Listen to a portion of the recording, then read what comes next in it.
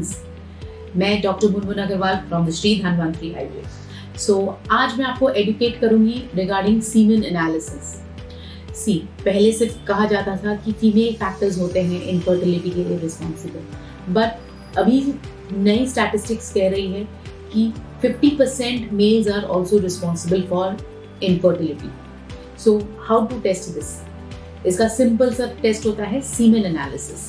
First and foremost आपको सबसे ज्यादा इंपॉर्टेंट है ये समझना कि ये टेस्ट कब करवाना है। Ideally a doctor prescribes this test when a couple has been trying for more than a year but still not being able to conceive, तब हम कहते हैं कि हस्बैंड का भी सीमेन टेस्ट करें। ओके, हाँ, अगर कपल की एज मोर देन 30 है तो after 6 months of marriage also we can suggest this test. Secondly, ये टेस्ट कब करवाना चाहिए? There should be an abstinence of more than 3 days but less than 7 days। अब आपको इस चीज को समझना पड़ेगा, ये टाइम पीरियड इंपॉर्टेंट है। जब आप अपना सीमेन सैंपल टेस्ट के लिए दें, ध्यान रखें कि जब आप सैंपल दे रहे हैं उसके 3 दिन से कम या 7 दिन से ज्यादा ना हुआ हो।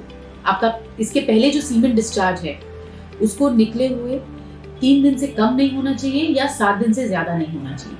वैसा गैप करके ही आप अपना सीमेन जांच के लिए दें। सेकेंडली, सीमेन जांच के लिए आप हॉस्पिटल सेटअप में ही दीजिए। घर से लाकर सीमेन सैंपल देना इज नॉट वेरी आइडियल, क्योंकि सीमेन सैंपल को तुरंत आपको टेक्नीशियन या अपने एम्ब्रियोलॉजिस्ट को देना चाहिए जो उसे तुरंत एग्जामिन करेगा, क्योंकि शुरुआत से ही उसमें फीचर्स देखे जाते हैं कि कितने समय में उसमें लिक्विफैक्शन हो रहा है, विस्कोसिटी कैसी है, वॉल्यूम कैसा है।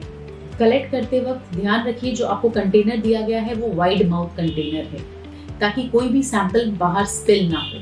सैंपल कलेक्ट करते वक्त कॉन्डम का यूज कभी ना करें।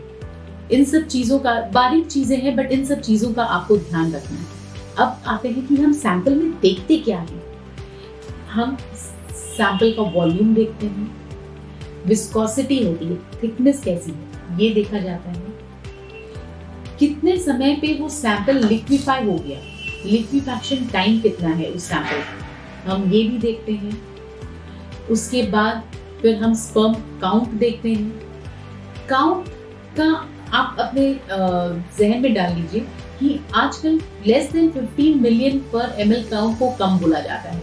If it is more than 15 million पर ml तो इसका मतलब ये नहीं कि आपकी काउंट बहुत कम है, बट इस चीज का भी ध्यान रखना है कि सिर्फ काउंट इंपॉर्टेंट नहीं होता है, काउंट के साथ साथ मोटिलिटी भी इंपॉर्टेंट होती है एंड मॉर्फोलॉजी भी इक्वली इंपॉर्टेंट होती है।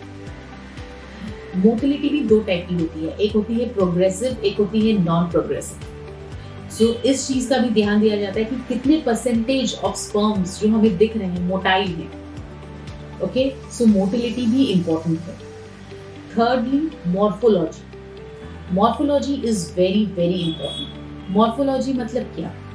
जैसे एक स्पर्म होता है, उसका एक हेड होता है, बॉडी होता है एंड टेल होता है। So we examine under the microscope कि हेड में कोई डिफॉर्मिटीज तो नहीं है, उसके टेल्स में कोई डिफॉर्मिटीज तो नहीं है। अगर कहीं से भी मॉर्फोलॉजी एबनॉर्मल है, इसका मतलब वो एक हेल्दी एम्ब्रायो नहीं बना पाएगा। सो मॉर्फोलॉजी के लिए भी क्राइटेरिया रखा गया है कि 4%, अगर less than 4% of the total number of sperms जो हम देख रहे हैं कि मॉर्फोलॉजी नॉर्मल है, so then it is not good. Come again, आप समझ रहे हैं? The morphology should be more than 4% to tell it is to be a normal sperms. Okay? और so ये इन सब चीजों का हमें ध्यान रखना रहता है। एंड ये अफेक्ट कैसे होती है? एक, आपके जॉब से, अगर आपका हीट एक्सपोजर का जॉब है या लॉन्ग टाइम सिटिंग का जॉब है या आप अपने लैब में लैपटॉप रख के बहुत देर तक काम करते हैं, this can affect your count, motility as well as morphology. Smoking, alcohol, gutkha, tobacco, hookahs, गुड़ाकूज, ये सब चीजें हैं जो अगेन ये सब भी आपके काउंट और मोटिलिटी को अफेक्ट किया जाता है। So please take care of your lifestyle, live a very healthy lifestyle. आप 80% ऑफ योर प्रॉब्लम्स को हेल्दी लाइफस्टाइल से ही रिजॉल्व कर सकते हैं। Thank you so much.